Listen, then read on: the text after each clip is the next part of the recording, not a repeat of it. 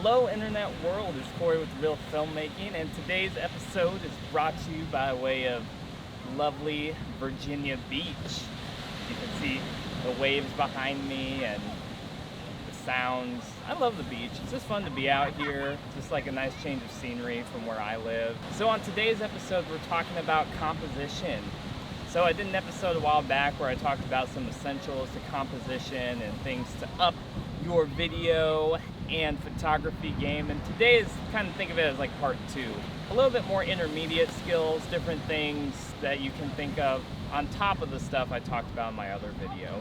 So today I'm just going to be walking around, taking pictures, doing some video, and you know, it's kind of fun to do it out here, a different location, and so there's different things, different skills, different concepts that I can apply as I'm out here by the ocean. So yeah, so I'm excited to jump into this with you guys, so let's do it.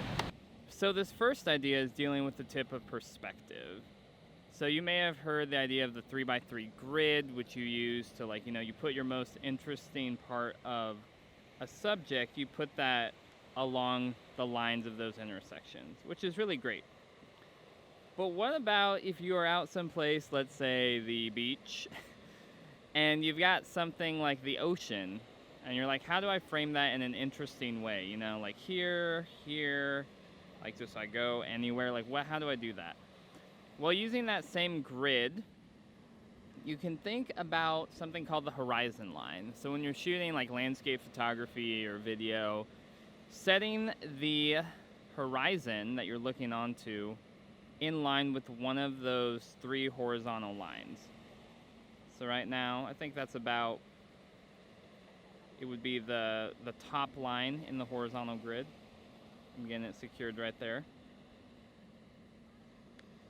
And so that is a natural way that makes the shot a lot more pleasing. So you could also set it, you know, if there was something happening, if it was like the sunset, you could set it so the bottom third is the ocean and the top really captures the sky. You know, maybe there's something going on in the water, like there's this group of people out there playing, and I want to accentuate that. And I'll set the horizon kind of on that top third, and you see the people. Or, you know, you could do something like this too. So point number 2 for composition is something called leading lines.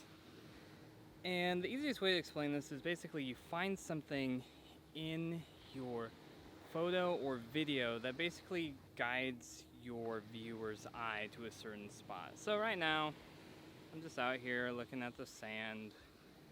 There's lots of footprints. My feet, the sand is very hot.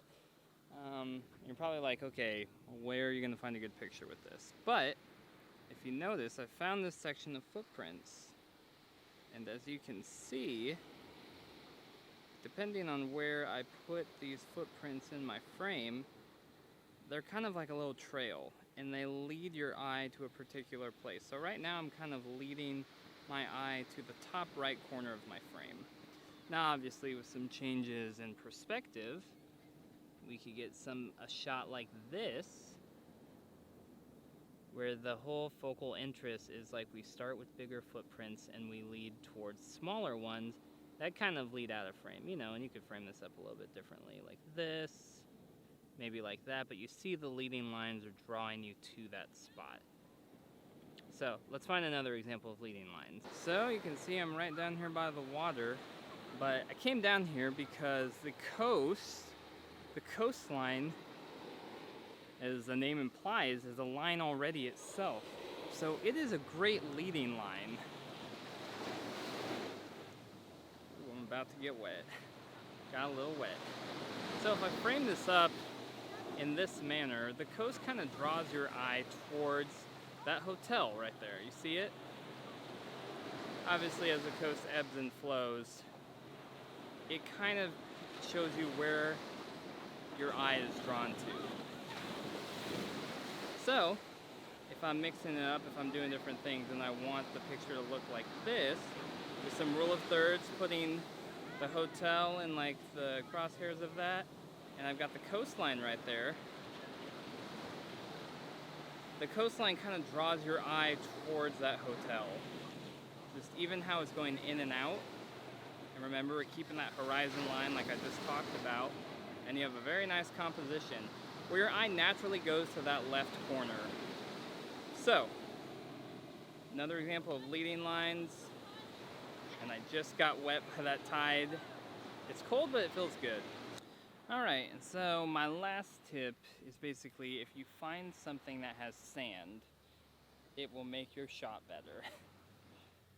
That's all you need, sand. I'm just kidding. Sand is rough and it's coarse and it gets everywhere. If you know that reference, give this video a thumbs up. But the last technique that we're gonna talk about is symmetry. Or shooting like pictures where you're using middle framing, but you're using symmetry on both sides. So we see this staircase. It's a cool, unassuming staircase. But as we move closer to it, we can use the staircase to fill the frame. And so all of a sudden, we've got symmetry on both sides in terms of how much space, what's going on, and even as we move closer, we can get more of this. And in using the symmetry, we frame stuff up so your eye is naturally drawn to the middle. You're looking up. So if you can find things that are symmetrical, you can frame them up straight down the middle of the frame and it will draw people's eye to them.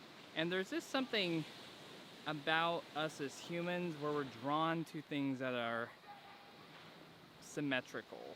There's a formula that we just really like, seeing things that are equal in size and spacing and all that sort of thing. So, shooting things straight down the middle, symmetry.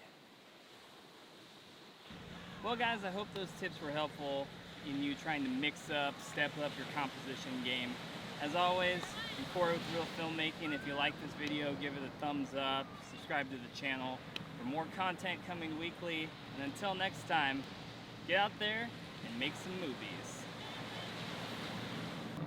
Well guys, there's a plane up there and it's really loud, so you probably can't hear what I'm saying. So I will just wait. Waiting. Still waiting.